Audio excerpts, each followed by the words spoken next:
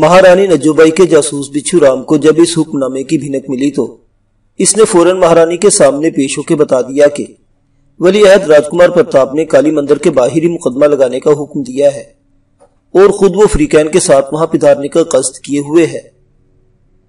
یہ خبر مہارانی نجوبائی پر بجلی بن کر گری۔ اس کا چہرہ تیش اور غصے کی شدت سے سرخ ہو گیا۔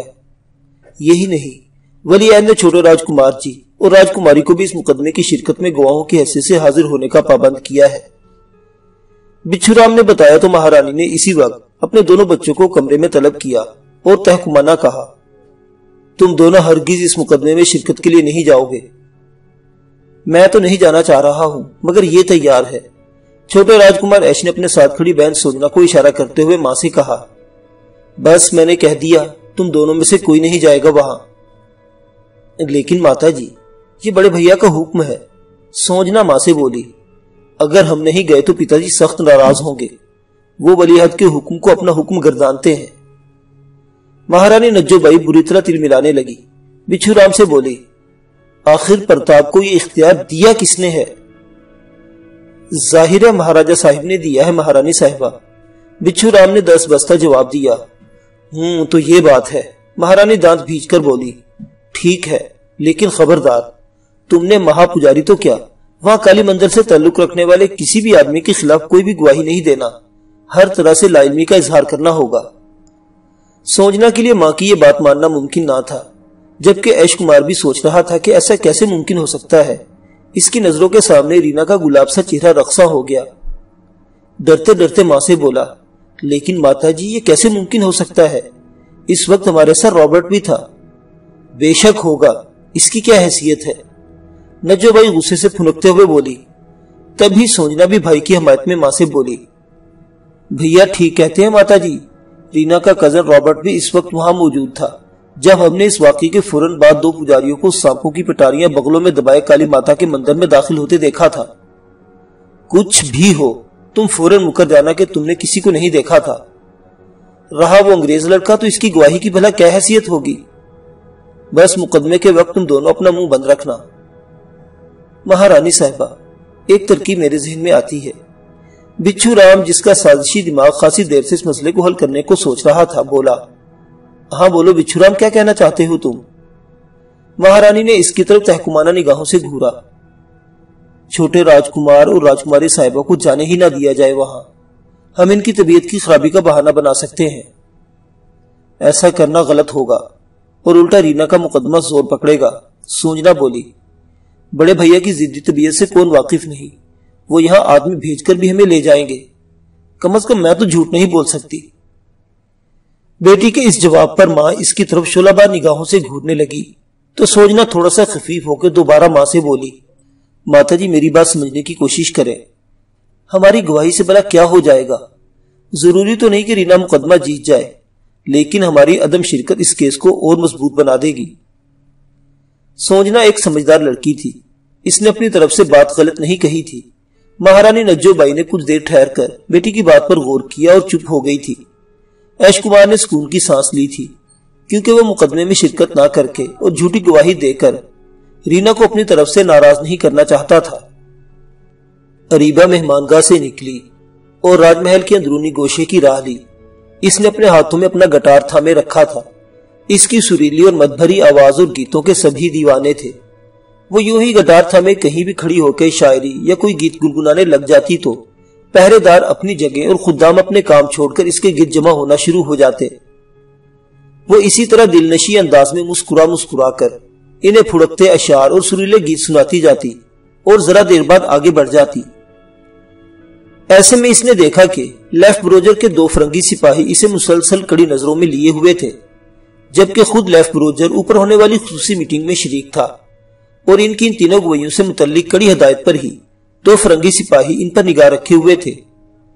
اریبہ کو بھی انہوں نے اپنی نظروں میں لے رکھا تھا، اگرچہ اریبہ نے انہیں بھی مسکرا مسکرا کر اپنی شاعری اور سریلے گیتوں کا گرویدہ بنانے کی کوشش کی تھی، مگر وہ اس کی مدر بانی پر سر دھننے کے بجائے اسے گھورتے رہے۔ ایک جگنو نام کے شخص سے اس کی دوستی ہو گئی۔ اس دوستی میں اریبہ کی بھی خصوصی توجہ اور التفات کا ہاتھ تھا۔ ایسا دانستہ اس نے کیا تھا کیونکہ جگنو کو پورے راج محل میں خادم اعلیٰ کی حیثیت حاصل تھی۔ وہ اریبہ کی ایک ہی دل موہ لینے والی مسکراہٹ کے آگے ریشہ ختمی ہونے لگتا تھا۔ جگنو بھی خاصا دل پھینک ثابت ہوا تھا۔ وہ ایک تگڑا اور دراز قامت آدمی تھا، رنگت سانولی تھی اور چہرے پر چیچک کے داغ تھے۔ صورت کا بد شکل تھا مگر اندر سے معصوم فطرت تھا۔ جلد ہی اریبہ نے اس نے اپنی مدھر بانی اور دل موہ لینے والی مسکراہٹ سے چاروں شانے چت کر دیا۔ وہ اس کا دیوانہ بن گیا اور اس کی محبت کا دم بھرنے لگا تھا۔ اریبہ لہراتی بل کھاتی گٹار سنبھالے اسی منڈیر کے قریب جا رکی تھی جدھر سے ایک غلام گردش اوپری زینے کی طرف جاتی تھی اور یہیں پر جگنو سے اس کی ملاقات ہوتی تھی۔ دن خوب چمک رہا تھا، نیلے آسمان پر بادل چھائے ہوئے تھے، نرم ہوا کے جھونکوں کی لطافت سے فضا خاصی خوشگوار ہو رہی تھی۔ اریبہ دانستہ یہاں آ کر ایک ستون سے ٹک کر کھڑی ہو گئی۔ وہ ایک گیت چھیڑ چکی تھی۔ لہپروجر کے دونوں سپاہی مسلسل اسے نظروں میں لیے ہوئے تھے اور اس وقت بھی اس کے تعاقب میں چلتے ہوئے ذرا فاصلے پر ایک نشین کے پاس کھڑے ہو کر بظاہر آپس میں گفتگو کرنے لگے۔ اریبہ ان سے لا تعلق سے بنی گیت گنگنا رہی تھی کہ خادم اعلیٰ جگنو کے کانوں میں اس کی مدبری آواز پہنچی تو وہ بے چین ہو کر گویا کچے دھاگے سے بنا اس طرف چلا آیا۔ اریبہ کو دیکھتے ہی اس کے سیارو چیچک زدہ چہرے پر بدحیت سے مسکراہٹ نمودار ہو گئی۔ وہ تیر کی طرح اس کی طرف لپکا۔ اریبہ نے حسب سابق اس کی طرف مسکرا کر دیکھا مگر گانا گاتی رہی۔ اس کی کالی گھٹاؤں جیسے سیاہ دراز گیسو کھلے ہوئے تھے اور مسخرام ہواؤں کے جھونکوں میں لہرا رہے تھے۔ جگنو بھدے دانتوں کی نمائش کی اس کی طرف گھورے جا رہا تھا اور سر دھن رہا تھا۔ اریبہ بھی اس کی طرف پیار بھری نگاہوں سے دیکھ دیکھ کر مسکرائے جا رہی تھی اور سریلے گیتوں کے پھول اس پر نچھاور کیے جا رہی تھی۔ واہ واہ، کیا کہنے، کیا آواز ہے اور کیا ادائے حسن کی بے خود کردانے والی بے نیازی ہے۔ ایک تان ہے، دیپک ہے کہ فروزہ رہے، چراغ حیات کے لرزتے شعلے کی طرح، اسی طرح۔ جگنو بھی گویا شاعرانہ انداز اور بھرے بھرے لہجے میں کہتا چلا گیا۔ اس کی نظریں اریبہ کے دلکش چہرے پر جم کر رہ گئی تھی۔ اریبہ خاموش ہوئی تو یوں لگا جیسے تان ہی ٹوٹ گئی ہو، جیسے حیات فروزہ کا جلتا چراغ ایک دم گل ہو گیا ہو۔ نوازش، قدر افزائی اور اس حسن نظر کا کنیز شکریہ ادا کرتی ہے حضور، آداب عرض۔ اریبہ نے بھی اپنی دلنشی آواز میں لہک لہک کر یہ الفاظ ادا کیے تو جگنو بے اختیاری مسلط ہونے لگی۔ وہ ریشہ ختمی ہونے کے انداز میں سے چھونے کے لیے بڑا ہی تھا کہ اریبہ نے ہولے سے کھنگار کر اس طرف اشارہ کر دیا جدھر وہ دونوں فرنگی سپاہی بظاہر آپس میں باتیں کر رہے تھے مگر کنکھیوں سے اریبہ پر نگاہ رکھے ہوئے تھے۔ اس اشارے پر جگنو کے چہرے پر ایک لمحہ حیرت چمکی۔ اس کے بعد اس نے اریبہ کے اشارے کی سمت دیکھا۔ ایک دم اس کے چہرے پر تلخی اود کر آئی۔ وہ دونوں مذکورہ سپاہی بھی خادم اعلیٰ کو اپنی جانب گھورتا پا کر اریبہ کی طرف سے لا تعلق بنے آپس میں گفتگو کرنے لگے۔ ایک سپاہی نے اپنے چیسٹ پاکٹ سے سگریٹ کا پیکٹ اور لائٹر بھی نکالا تھا۔ جگنو ان دونوں کو کباب میں ہڈی سمجھ کر ان کی طرف بڑھا۔ اریبہ نے گٹار سنبھال لیا اور پھر گنگنانے لگی، یوں جیسے اس طرف اس کی کوئی پرواہ ہی نہ ہو، مگر ایک موقع پر اس نے کنکھیوں سے اس طرف بھی دیکھا تھا۔ جگنو ان دونوں سپاہیوں کے پاس جا کھڑا ہوا اور ان سے بڑے باروب انداز میں کچھ کہہ رہا تھا۔ دونوں سپاہی مخمسے کا شکار تھے۔ اریبہ جانتی تھی کہ اس کا جادو چل گیا تھا اور جگنو اپنا راستہ صاف کرنے کے لیے انہیں وہاں سے چلتا کرنا چاہتا تھا۔ وہ اپنا گیت گاتی رہی۔ اس نے دانستہ اپنی آواز تھوڑی اور بلند کر لی، جیسے اسے گیت گانے کے سوا کسی کی بات کی پرواہ نہ ہو۔ چند سیکنڈوں بعد ہی جگنو اس کی طرف آ گیا۔ اس کی باچھیں پھیلی ہوئی تھی۔ اریبہ نے نرم و میٹھی سی مسکان سے اس کی طرف دیکھا، پھر درزیدہ نگاہیں اس طرف بھی ڈالی تو یہ دیکھ کر اس کا دل ایک بارگی دھڑک اٹھا۔ دونوں سپاہی وہاں سے غائب تھے۔ اس کا جادو چل گیا تھا۔ اب وہ اگلا داؤ کھیلنے والی تھی۔ لو جانا بلبلے کوہستاں، اب ہمارے بیچ کوئی نہیں رہا۔ جگنو کی لہکتی ہوئی آواز اس کی سماعتوں سے ٹکرائی۔ یہ دیوانہ تمہارے ان پھول جھڑتے اور رسیلے ہونٹوں سے خوشبو چرانے کے لیے بے چین ہے۔ خمار آلودہ لہجے میں کہتے ہوئے اس نے اپنا چیچک زدہ چہرہ اس کی طرف بڑھایا اور اس پر جھکتا چلا گیا تو اریبہ کھنکتی ہنسی کے ساتھ بھرا مار کر ایک ادائے دل آرا کے ساتھ اس سے پرے جا کھڑی ہوئی۔ جگنو بھی ڈھیٹ عاشقوں کی طرح اس کی طرف لپکا۔ اریبہ کھنکتی ہنسی کے ساتھ اس زینے کے قریب پہنچی جو اوپر کی طرف جاتا تھا۔ جگنو نے اسے اوپر جاتے دیکھا تو اس کے اوسان خطا ہو گئے، کیونکہ اسے سختی سے ہدایت کی گئی تھی کہ اوپر کسی کو بھی نہیں آنے دیا جائے ماں سوائے خادم اعلیٰ کے۔ لہٰذا اس نے جب اریبہ کو ان اٹکھیلیوں کے زینے کی طرف جاتے دیکھا تو جگنو کے سر سے عشق کا بھوت ذرا سرکا۔ وہ فوراً اپنے ایک ہاتھ کے اشارے سے اسے روکتے ہوئے دور ہی سے چلایا، ارے ارے رکو، ادھر مت جانا۔ اریبہ فوراً رک گئی اور معصوم بن کر اس کی طرف اپنی آنکھیں پٹ پٹا کر دیکھنے لگی اور پوچھا، کیا ہوا؟ اوپر کیا جن ہے؟ جن تو نہیں ہے، مگر جن سے بڑھ کر میری مصیبت آ جائے گی اگر تم نے اوپر ایک قدم بھی رکھا، جگنو بولا۔ اریبہ اس کی طرف دیکھ کر مسکرائی اور اٹھرا کر بولی، جھوٹے، یہ کیوں نہیں کہتے کہ تم مجھے اوپر کی سیر سے روکنا چاہتے ہو؟ جانتے نہیں ہو کہ میں مہاراجہ صاحب کی چہیتی ڈومنیا ہوں، راج محل میں کہیں بھی آزادی کے ساتھ آ جا سکتی ہوں۔ کیا بات کرتی ہو میری جان، اوپر تم تو کیا کسی کو بھی جانے کی اجازت نہیں۔ بس دیکھ لی تمہاری محبت، وہ ایک دم روٹ کر بولی۔ ایک میں بے وقوف ہوں جو مانگ میں سندور سجانے اور ایک عدد شوہر رکھنے کے باوجود تم سے یہاں محبت کی پیگیں بڑھا رہی ہوں۔ کیا مجھے اپنے پتی بھوپت کا خوف نہیں ہو سکتا؟ اس نے اگر یہاں مجھے تمہارے ساتھ دیکھ لیا نہ تو میری شامت آ جائے گی۔ اس کے بعد وہ شرمانے کی بے مثال اداکاری کرتے ہوئے بولی، میں تو اسی لیے اوپر جا رہی تھی کہ وہاں مجھے اپنے پتی بھوپت کا کوئی ڈر نہ ہوتا اور تم میرے ساتھ ہوتے اوپر۔ جگنو نے اریبہ کے منہ سے یہ بات سنی تو اس کی آنکھیں باہر نکل آئی۔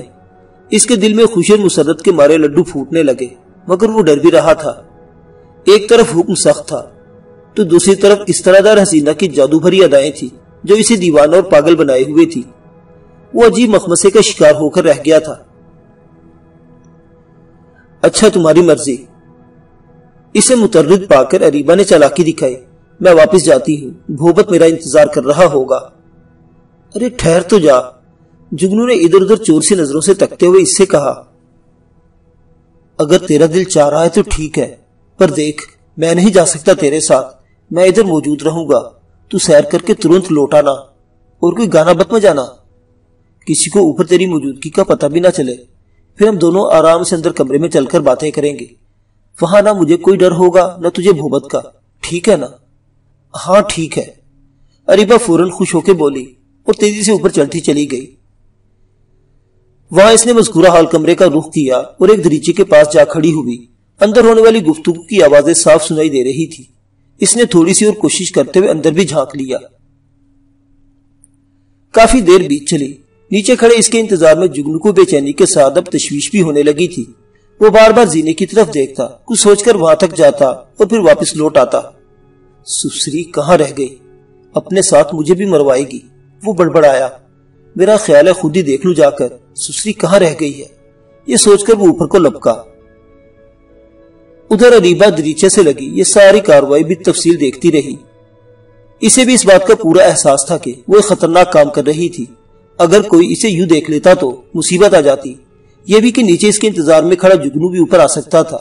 جگنو کا تو اس نے بندوبست کر رکھا تھا، مگر وہ اس کاروائی کو مکمل ہوتے دیکھنا چاہتی تھی تاکہ بعد میں اس کی کامیاب کارکردگی کے بل بوتے پر علی اور شاہ زمان اپنے مشن کو کامیابی سے پایا تکمیل تک پہنچا سکے۔ مان اسے اپنے عقب میں کچھ آہٹ محسوس ہوئی۔ وہ چونک کر پلٹی۔ اس نے جگنو کو پریشانی کے عالم میں اسے تلاش کرتے دیکھا۔ وہ اس طرف نہیں آیا تھا۔ شاید اس کے گمان میں بھی نہ تھا کہ اریبہ اس اہم میٹنگ والے کمرے کے پاس کھڑی ہوگی، اس لیے وہ اسے دوسری جگہوں پر تلاشتا رہا۔ پھر اس طرف آیا تو اریبہ ایک کونے میں جادو کی۔ کدھر چلی گئی سسری؟ شاید واپس نہ چلی گئی ہو۔ اس نے جگنو کو یہ بڑبڑاتے سنا اور پھر ذرا ہی دیر بعد وہ واپس جانے کے لیے پلٹ گیا۔ اریبہ دوبارہ دریچے کے پاس سرک آئی۔ مہا پجاری بدری ناتھ بری طرح بولایا ہوا تھا۔ اس نے ایک عرصے تک اس مندر کے اسرار کو کامیابی سے چھپایا تھا۔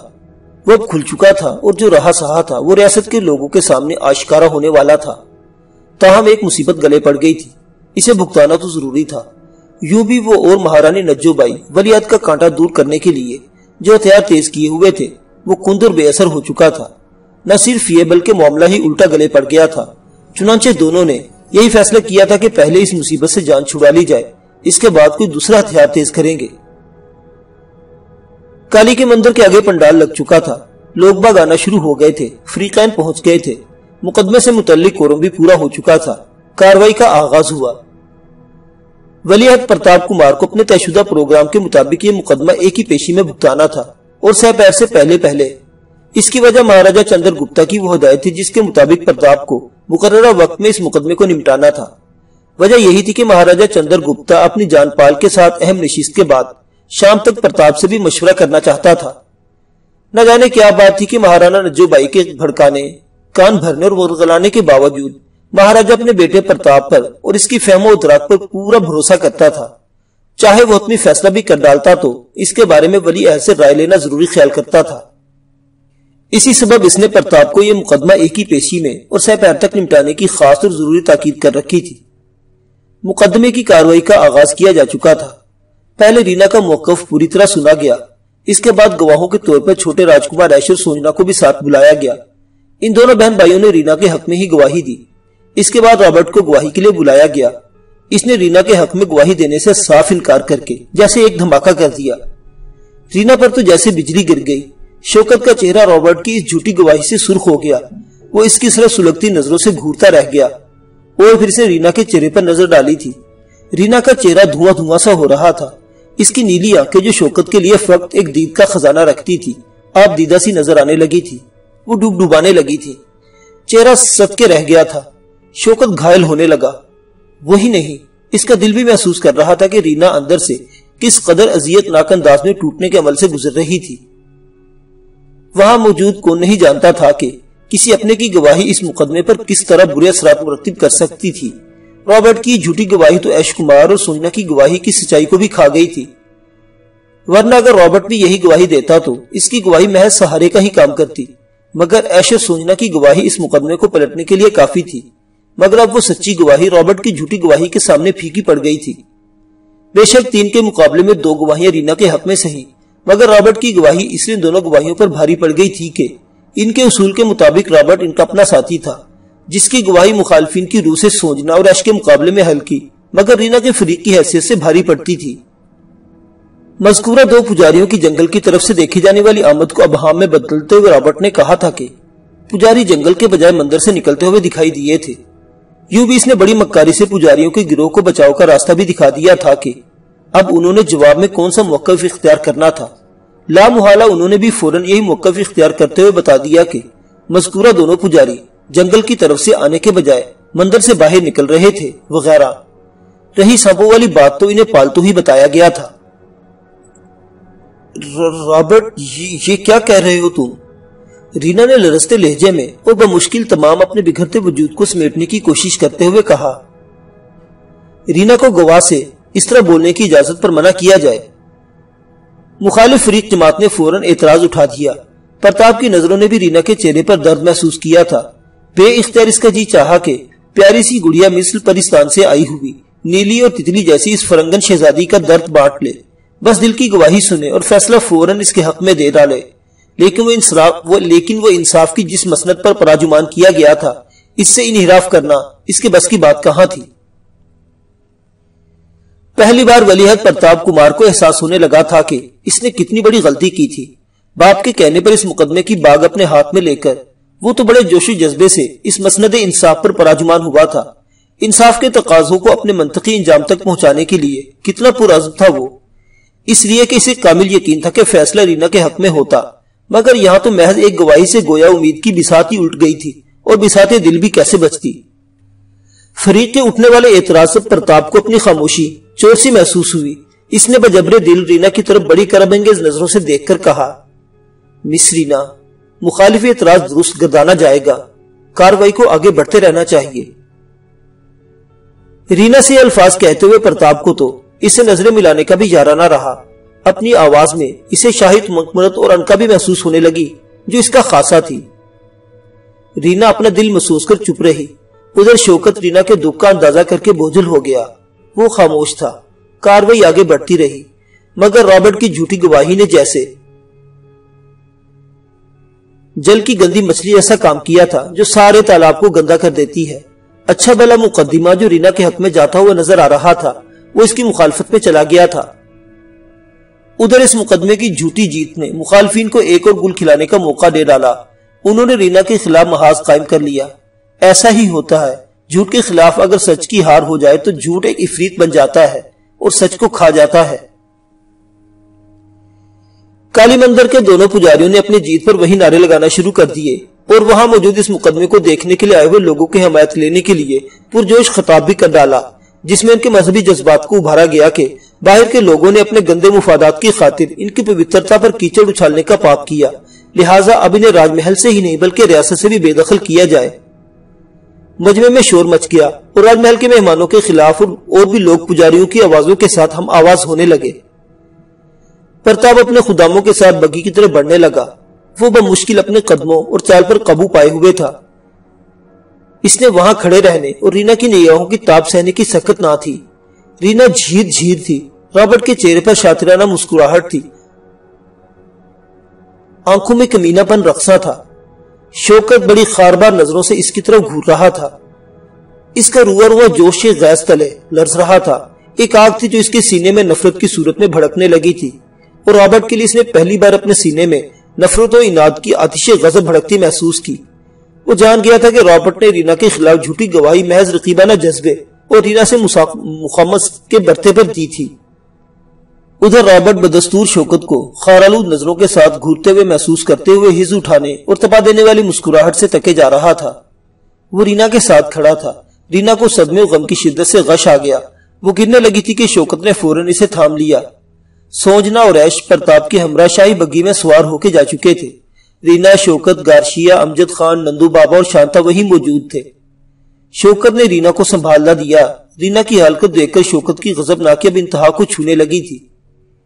یہی وہ وقت تھا جب گارشیا نے بھی رینا کو سنبھالا دیا تو شوکت پرتعش نظروں سے قریب کھڑے رابرٹ کو گھورتے ہوئے اس کی جانب لپکا۔